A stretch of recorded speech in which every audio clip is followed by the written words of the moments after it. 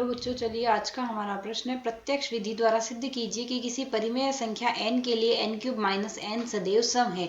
अब हमें इसमें संकेत भी दिया गया है कि दो दशाएं लेनी है जब n सम है व n विषम है। तो यहाँ से इस प्रश्न को करने हेतु हमारे पास हमारी मुख्य अवधारणा रहेगी। मुख्य अवधारणा यहाँ से हम लेके चलेंगे। पहली अवधारणा तो हम यहाँ से यह लेंगे, यदि n सम है, यदि n सम संख्या है, यदि n, या फिर हम यहाँ से अवधारणा लेके चलेंगे यदि n सम संख्या है, सम संख्या है, तो n³ हमारे पास क्या आएगा, तो n³ जो आएगा n की घात 3 वह भी एक सम संख्या होगा, वह एक n³ सम संख्या है। और यदि हमारे पास n विषम संख्या है, यदि n विषम संख्या है, यदि n विषम संख्या है, विषम संख्या है, तो n³ भी हमारे पास तो संख्या है, तो n³ विषम संख्या है, n³ विषम है। और यदि हम यहाँ से ले दो सम संख्याओं का अंतर, दो सम या विषम संख्याओं का अंतर, दो सम या तो दो संख्याएं सम ले ले या दोनों संख्याएं ही विषम ले का अंतर, दो सम या विषम संख्या का अंतर, संख्या का अंतर सम संख्या होता है, अंतर सम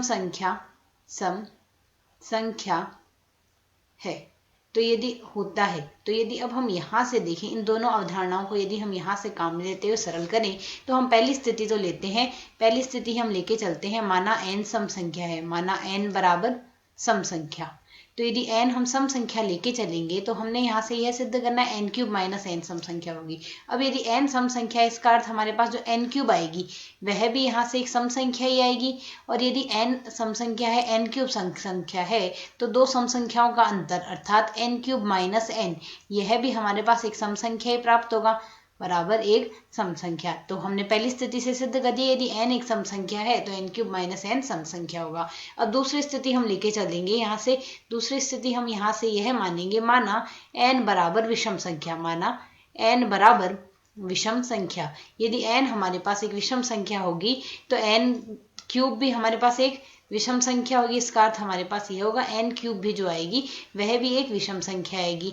और हम जानते हैं दो विषम संख्याओं का अंतर सदैव एक सम संख्या होता है, अतः हमारे पास यहाँ से n³ माइनस n जो आएगा वह हमारे पास, दो विषम संख्याओं का अंतर हमारे पास सदैव एक सम संख्या होता है, तो यहाँ से n³ एक विषम संख्या है, n एक विषम संख्या है, अतः इन दोनों का अंतर हमारे पास एक सम संख्या आ जाएगा। अतः हमारे पास यह सिद्ध हुआ प्रत्येक n के लिए, अतः प्रत्येक n हेतु, प्रत्येक n जो परिमेय संख्या है अर्थात हमारे पास q का अवयव है n³ minus n, n³ minus n बराबर सम संख्या है, बराबर सम संख्या है। हमें यहाँ से यही सिद्ध करना था। आशा है समझ आया। धन्यवाद।